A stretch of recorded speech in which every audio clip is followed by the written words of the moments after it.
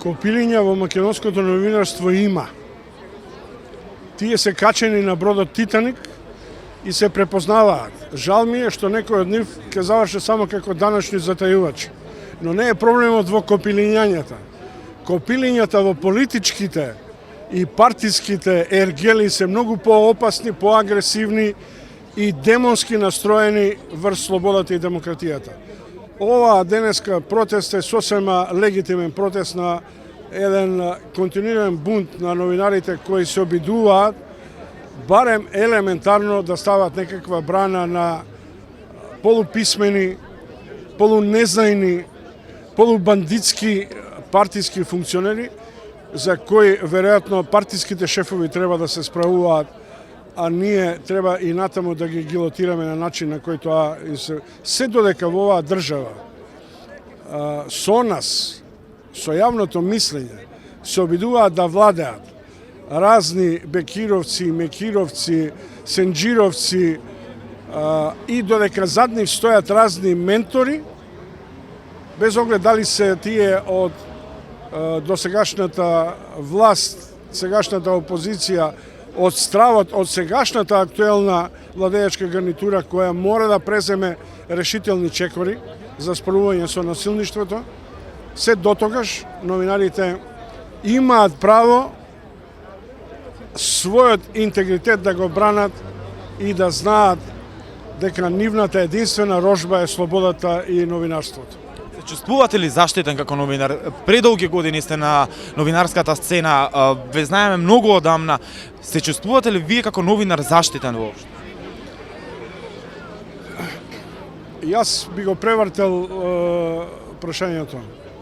Како се справував со најавите, со директни татаци кога бев загоросен? Моја мала ситна филозофија на животот беше дека треба да се издржи првиот удар, а потоа се влегува во многу порешителна битка.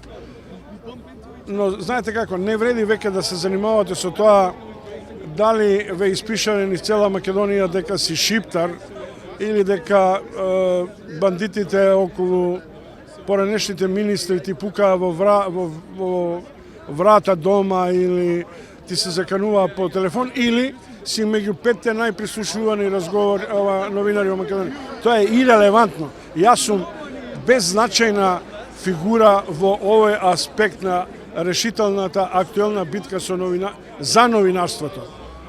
А не затоа што нема вакви премрежја и во другиот дел од светот. Погледнете сега што се случи со Малта и со Словачка. Дали нам тоа ни треба? А ние бевме на минимум граница. Дали тоа е минимумот за да заминат овие бандитски варијанти кои се уште мислат дека владеат со оружјето и со парите? Двајца новинари убиени токму така како што кажавте вие, дали сме се уште на таа граница и кај нас да се случи тоа? Јас лично мислам дека теконо не сме на таа граница. Најлесно е да влезеш во таа перцепција, теконо не сме, но ако вака киниса, тешко дека ќе може да се справиме.